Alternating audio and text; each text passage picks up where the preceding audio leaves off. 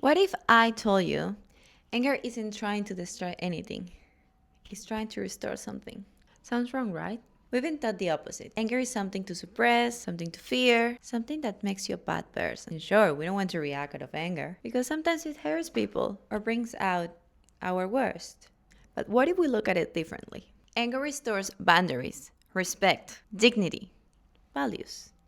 It shows up when something that matters to you gets crossed, threatened, or violated. Maybe someone crossed a boundary. Maybe you were treated with disrespect. Maybe something went against one of your deepest values. Or maybe you stayed silent when part of you wanted to desperately speak up. Whatever it was, anger is telling you something important needs your attention. Now, notice what happens in your body when you feel angry. Muscle tense, jaw tightens, breathing quickens, heart rate rises. That's not your body malfunctioning. That's your nervous system loading energy, preparing you to respond to something that your mind just flagged as important. Anger is one of our most primitive emotions. Everyone knows about fight, flight, or freeze by now. Your body is simply doing what it's built to do when it's time to fight. That's what anger primes you for. And that's not negative. It's just energy. Energy that is about to move. So the question was never whether you feel anger. The question is what you do with that energy once it shows up.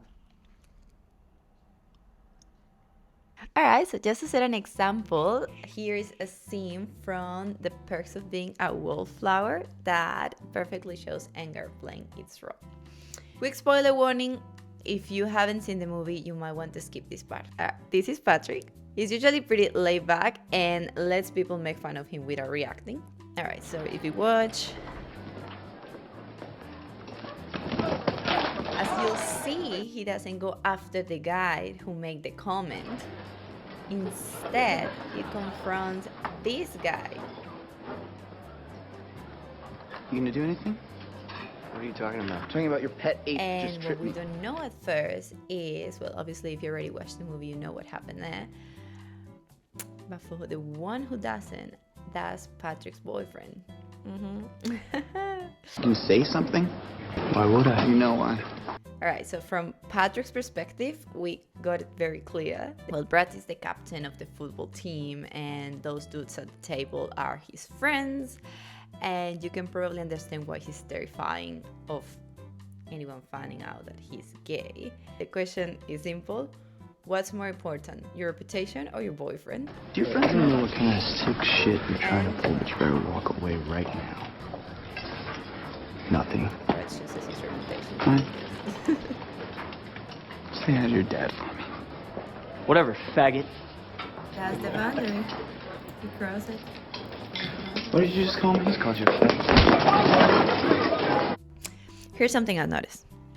The higher the intensity, the higher the value you are attaching to whatever triggers it. If respect is a core value, disrespect won't just annoy you, it'll hurt. If loyalty is something you treasure, betrayal won't feel small. It'll shake something in you. Anger doesn't just tell you something happened. It tells you what matters most to you. So instead of asking, why I'm so angry, try asking, What value inside me feels threatened right now? that question changed everything. Here's the distinction that matters most. Anger isn't the problem, and managed anger is. This is what people mean by healthy anger, and I described it earlier. Establishing a boundary. You get angry because you don't want that boundary crossed, and you honor that. But you don't need to hurt the other person to hold it. You do it to be firm, to stand your ground on what matters without causing harm. So we can put it like this. Anger itself isn't destructive. Someone who feels anger and knows how to channel that isn't dangerous. Anger is just an emotion, a reaction from body and mind. What's destructive is how we express it without a structure or awareness. That's why people say things in anger and they regret it 10 minutes later. We all been there. Hurting someone we love, creating conflict that didn't need to exist. Then when things settle, we ask ourselves, why did I react like that? Most of the time, the anger itself wasn't wrong. It expressed itself without any awareness attached to it. So here's an exercise. I want you to name your anger. Give it a name, whatever you like. I call mine Parker. By the way, sorry to every Parker watching this. Instead of saying, I'm angry, say, I think Parker just show up. Here's why it works. The moment you name it, your brain starts treating it as something external, not something you are, but something that's visiting.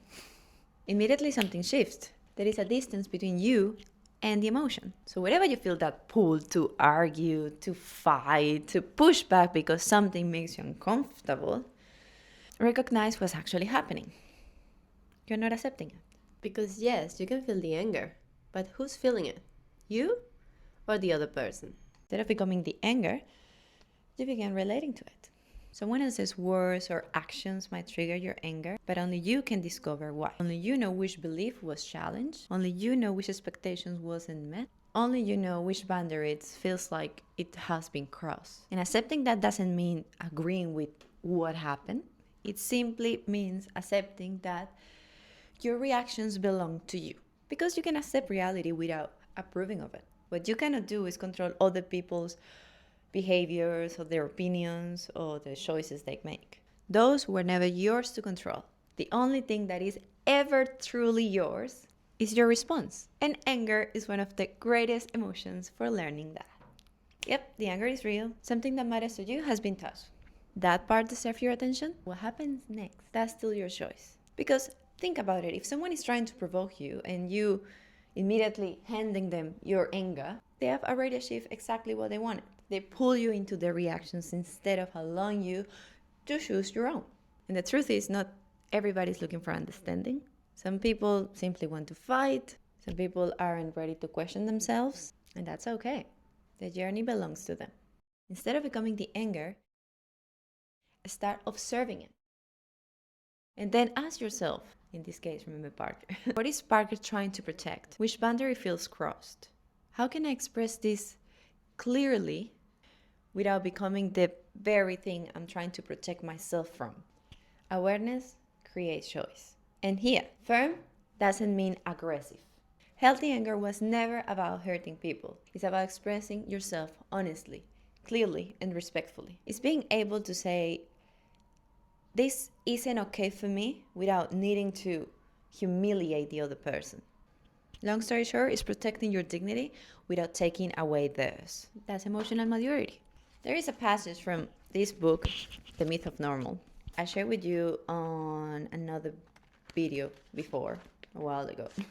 He has an interesting point about anger, and I would like to share it with you. People often ask me to define healthy anger. Here's where it's not: blind rage, bluster, resentment, spite, venom, or bile.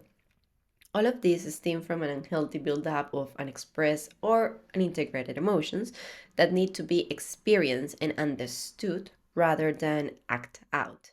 Both anger suppressed and anger amplified out of proportion are toxic. Anger in its natural, healthy form is a boundary defense, a dynamic activated when we perceive a threat to our lives or our physical or emotional integrity. The movement towards wholeness often involves a reintegration of this vanished emotion into our repertoire of available feelings.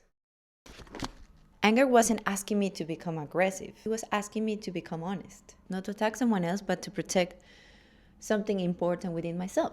So that's the whole shift. The moment you become aware of an emotion, you create space between that feeling and your behavior. And inside that space is choice. So here's where I leave you. When you stop treating anger like an enemy, it becomes a compass. It shows you where something important needs your attention, where a boundary needs to be expressed, where a value needs to be defended, or where an old belief might need to be questioned. So in that order of ideas, anger was never asking you to become louder. Quite the opposite. It was asking you to become clearer. Anger is not there to destroy your relationships. The question is whether it's protecting something true or something you have simply never questioned. So next time Parker shows up, don't simply slam the door on his face. Invite him to sit down. Listen to what he's trying to protect. And then decide, with awareness, what kind of person you want to be.